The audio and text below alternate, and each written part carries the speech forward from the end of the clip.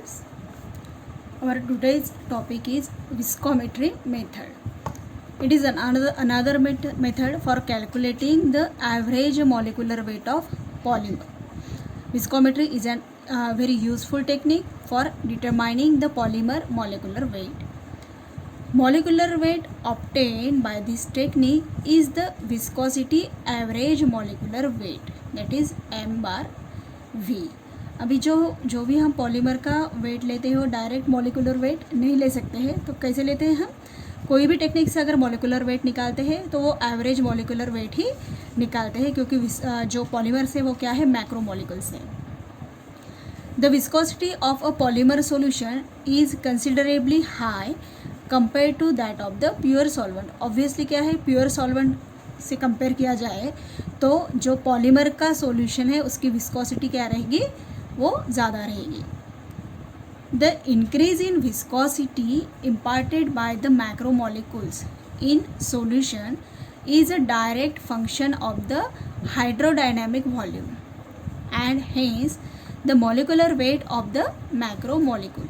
तो ये जो पॉलीमर का मैक्रोमोलिक्यूल है उसका मॉलिकुलर वेट हम किस बेसिस पे निकाल रहे हैं? जब क्या होगा, विस्कोसिटी इंक्रीज हो जाएगी. कैसे इंक्रीज हो जाएगी? मैक्रोमोलिक्यूल्स अगर सॉल्यूशन में डिज़ोल्व है किसी भी पॉलीमर का जिसका हमें मॉलिकुलर वेट निकालना है, वो मैक्रोमोलिक्यूल क्या करना है, सॉल्यूशन में डिज़ोल्व होने वाला है. तो डिज़ोल्व होने के बाद क्या होगा, उस सॉल्यूशन की विस्कोसिटी क्या हो जाएगी, इंक्रीज हो जाएगी. उसी से हम क्या डिटरमाइन कर सकते हैं, वो मैक्रोमोलिक्यूल का मॉलिकुलर वेट. अभी यहाँ जो एक वर्ड आया है hydrodynamic volume, hydrodynamic volume increase होता है वहाँ पे मैक्रोमोलिक्यूल की वजह से. तो हाइड्रोडायनेमिक वॉल्यूम क्या है? The volume of a polymer coil when it is in solution. This can vary for a polymer depending on how well it interacts with the solvent and the polymer's molecular weight. ये जो hydrodynamic volume है वो variable रहता है, किस पे depend रहता है फिर वो?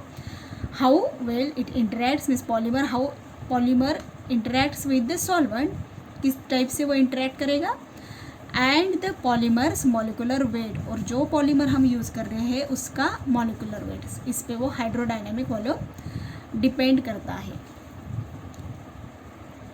तो अभी विस्कोसिटी और पॉलीमर का मॉलिकुलर वेट मीन्स विस्कोसिटी के बेसिस पे अगर हम मॉलिकुलर वेट डिटरमाइन कर रहे हैं तो इस दोनों में, ये दोनों में विस्कोसिटी में एंड मॉलिकुलर वेट में, पॉलीमर के मॉलिकुलर वेट में क्या रिलेशनशिप है?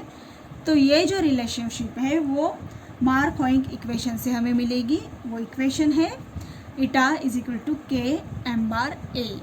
अभी ये इक्वेशन में ये क्या है, ईटा इंट्रिंसिक विस्कोसिटी है, एम क्या है, मॉलिकुलर वेट, ए एंड के ये दोनों भी क्या है, कांस्टेंट है फॉर पर्टिकुलर पॉलीमर सॉल्वेंट के लिए, और फिर टेम्परेचर सिस्टम के लिए ये दोनों भी क्या है, कांस्टेंट है. For polymer type of known के एंड ए वैल्यू, अगर ये दोनों की वैल्यू हमें पता है, नोन है, is value what is required is the determination of the intrinsic viscosity and computation of the molecular weight. अगर ये दोनों की वैल्यू पता है तो हमें इस इक्वेशन से सिर्फ क्या कैलकुलेट करना है फिर, intrinsic viscosity and molecular weight. और for unknown polymer system the K and a value have to be generated. अगर अननोन है, इसकी वैल्यू नहीं है, पॉलीमर कौन सा है ये पता नहीं है, तो ए एंड के की वैल्यू क्या करनी पड़ेगी, जनरेट करनी पड़ेगी. And this is done by, ये ए एंड के की वैल्यू हम कैसे जनरेट करेंगे फिर? This is done by fractionating the polymer sample into several fractions and for every fraction molecular weight is determined. अब ये किससे डिटरमाइन करेंगे? तो लाइट स्कैटरिंग मेथड वगैरह हमने पहले देखा था, उस टाइप के मेथड यूज़ करके हम ये दोनों की वैल्यू निकाल सकते हैं.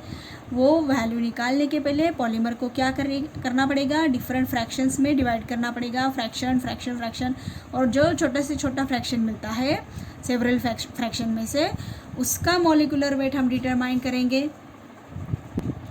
और उसके लिए ऑस्मोमेट्री और लाइट स्कैटरिंग टेक्निक हम यूज़ कर सकते हैं. Corresponding intrinsic viscosities are also measured by this technique.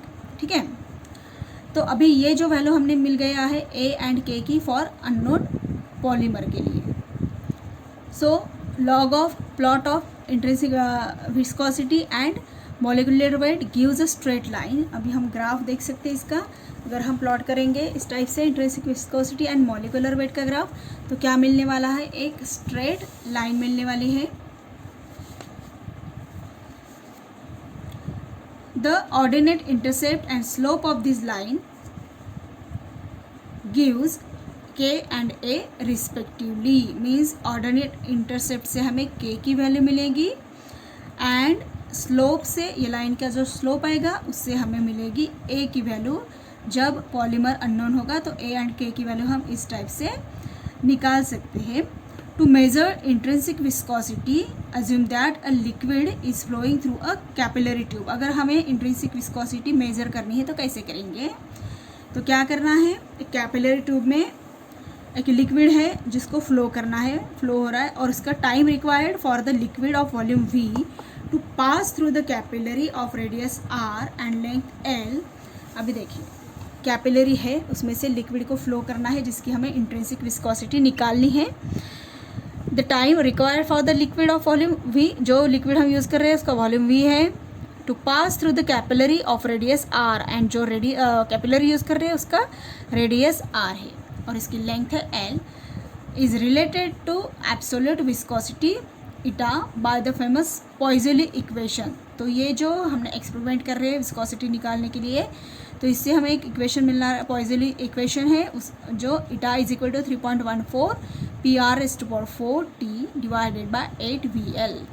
ये क्या कर रहे हैं, कोरिलेटेड एब्सोल्यूट फ्लो टाइम और विस्कोसिटी का कोरिलेशन दिखा रहा है ये इक्वेशन, जिसे हम पॉइज़ली इक्वेशन कहते हैं. अगर रीअरेंज करेंगे तो इसमें से क्या निकालना है, टाइम निकालना है. किसके लिए, लिक्विड का फ्लो होने के लिए. कैपिलरी ट्यूब से वो जो लिक्विड फ्लो हो रहा है,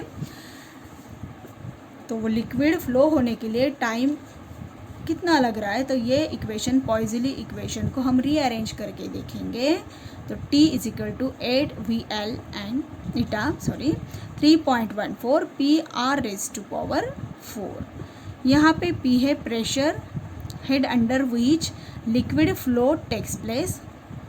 if eta and eta 0 are the absolute viscosities of a solution and the pure solvent respectively. ये क्या है, सॉल्यूशन के लिए absolute viscosity and this one is for pure solvent. And T0 क्या है, अगर T and T0 are their corresponding flow time. ये इसका सॉल्यूशन का एंड ये वाला किसका होगा, प्योर सॉल्वेंट का फ्लो टाइम होगा. तो ये T की वैल्यू हम इस इक्वेशन में रखेंगे. तो ये दो इक्वेशन हमें मिलेगा, T के लिए एंड T0 के लिए. कौन सा इक्वेशन, ये सिमिलर इक्वेशन नंबर 3 जो है वो T एंड T0 के लिए इस टाइप का रहेगा, जहाँ पे यहाँ पे वैल्यू क्या रहेगी, इटा, एंड यहाँ पे इटा 0. अभी दोनों इक्वेशंस को डिवाइड करेंगे तो क्या मिलेगा, सब कैंसिल होके T/T0 इज इक्वल टू इटा बाय इटा 0. अभी ये जो रिलेशन दिख रहा है टाइम का और किसके साथ, एब्सोल्यूट विस्कोसिटी के साथ, तो इसी को क्या कहेंगे, relative viscosity. Eta by eta 0 is known as relative viscosity. ये एग्ज़ाम के पॉइंट ऑफ व्यू बहुत ही इम्पॉर्टेंट टॉपिक है. 5 मार्क्स के लिए क्वेश्चन आता है. अगर सिर्फ रिलेशन पूछना है क्या है टाइम का, और यहाँ जो रिलेशन हमने पॉइज़ली इक्वेशन दिखा है 1 मार्क के लिए भी पूछ सकते हैं. तो एग्ज़ाम के पॉइंट ऑफ व्यू ये विस्कोसिटी मेथड बहुत ही इम्पॉर्टेंट मेथड है. अगर डिफरेंट टाइप के विस्कोसिटीज़ है तो उसमें से क्या है कि कौन कौन से आएगी, फिर रिलेटिव विस्कोसिटी ये जो हमने देखी है, उसके बाद है स्पेसिफिक विस्कोसिटी, उसका इक्वेशन ये रहेगा. रेड्यूस विस्कोसिटी रिलेशन ये रहेगा उसमें. फिर इंट्रिंसिक विस्कोसिटी, उसका भी ये इक्वेशन आएगा. ये जो इंट्रिंसिक विस्कोसिटी है, this is also known as Staudinger's index और लिमिटिंग विस्कोसिटी. अगर एग्ज़ाम में इंट्रिंसिक विस्कोसिटी नहीं पूछते हैं, उसके बदले में क्या पूछ सकते हैं, स्ट्रोडिंजर्स इंडेक्स और लिमिटिंग विस्कोसिटी. यही इंट्रिंसिक विस्कोसिटी को इंडेक्स और क्या बोलेंगे, लिमिटिंग विस्कोसिटी नंबर भी बोल सकते हैं. इस टाइप का क्वेश्चन भी आ सकता है, ठीक है।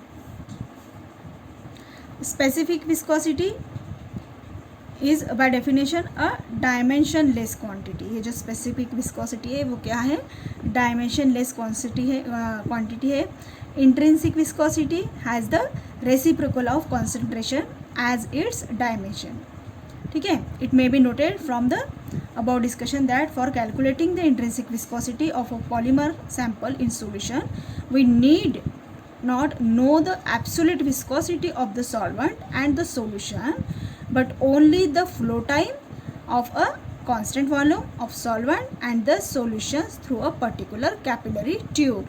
Means flow time ज़्यादा important है हमें पता होना, किसके लिए, to know the intrinsic viscosity of the given sample, ठीक है। This is all about viscosity method for calculating the molecular weight of polymer, average molecular weight of polymer.